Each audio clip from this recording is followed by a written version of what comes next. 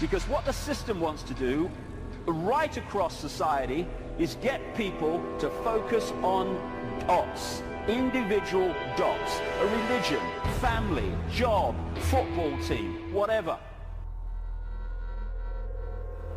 There's nothing wrong with focus as long as you hold peripheral vision and you can see how your focus connects out into other things. That's not what the system wants. It wants that.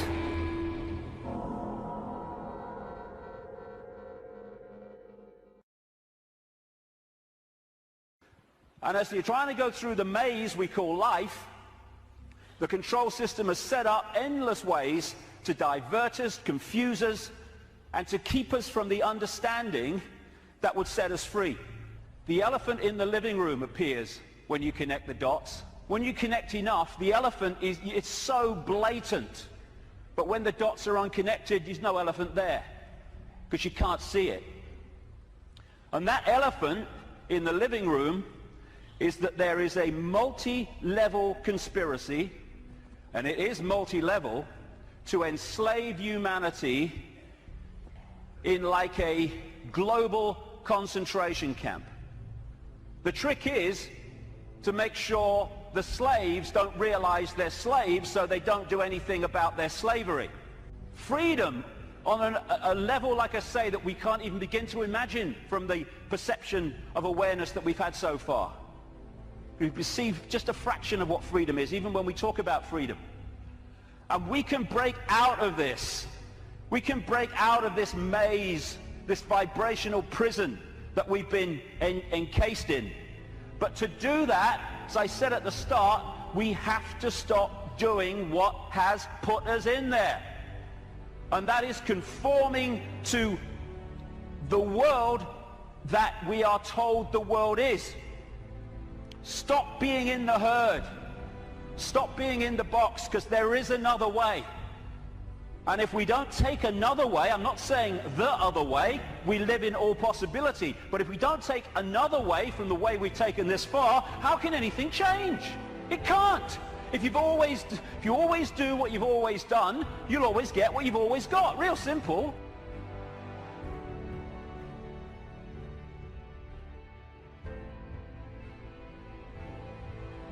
And we don't have to all be the same.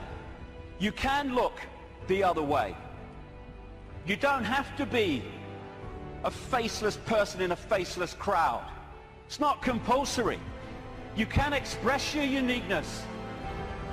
You don't have to do what everybody else does just because they do it and we're frightened of conforming. And sometimes the choice of not conforming can actually save us a lot of grief. And it will in the next few years. You don't have to swim with the tide. You can swim the other way. It's possible. You were born an original. Don't die a copy. But how many people do? Because they fear not being like everyone else is because of the comeback from those people. Truth does not change because it is or is not believed by the majority of the people. Everybody knows that, mate. Everyone knows that's rubbish. Well, I don't know it's rubbish. That's one less than everyone. We've made a start. As Gandhi said, even if you're in a minority of one, the truth is still the truth.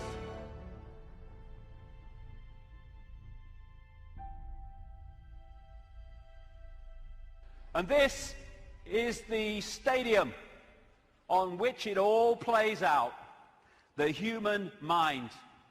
You cannot control billions of people physically.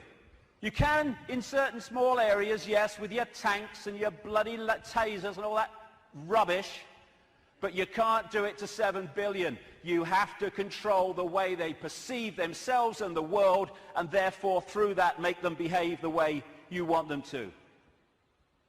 So if we're going to go down this route of freedom, first of all, we need to free our minds from the programming of a lifetime.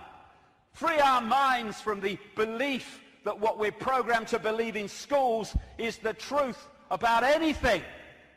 It's not there to enlighten us. It's there to program us with a certain perception of reality which we carry through our lives, so we will be good little slaves based on who we think we are and what we think the world is.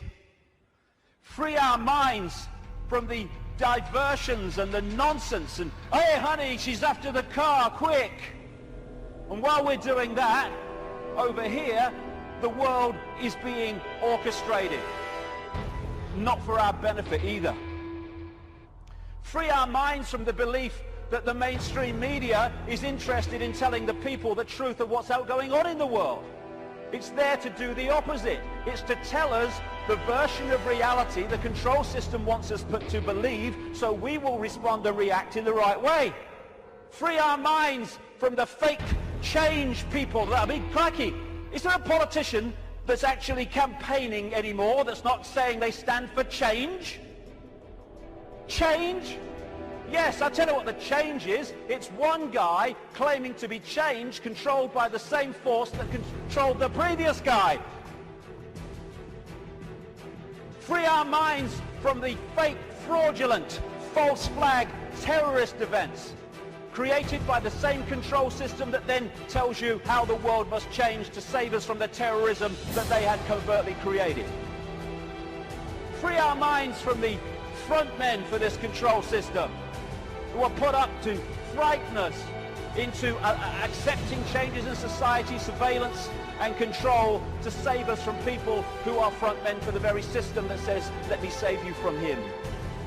Free our minds from the bullshit nonsense about human-caused global warming, which is nothing more than a way of introducing and justifying more and more controls and massive, massive increases in taxation, making fortunes for people like him.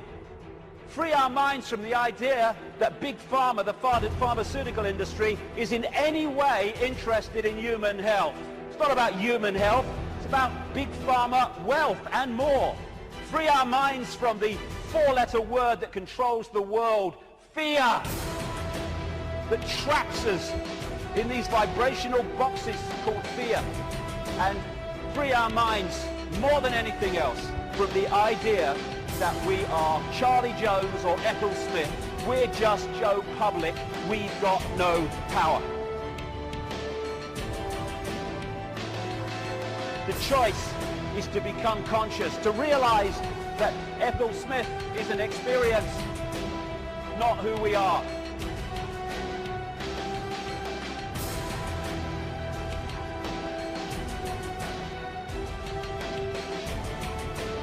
And yet so many people are still saying, well, it looks all right to me. Looks all right to me. To have your head in the sand, you have to be on your knees. The two go together.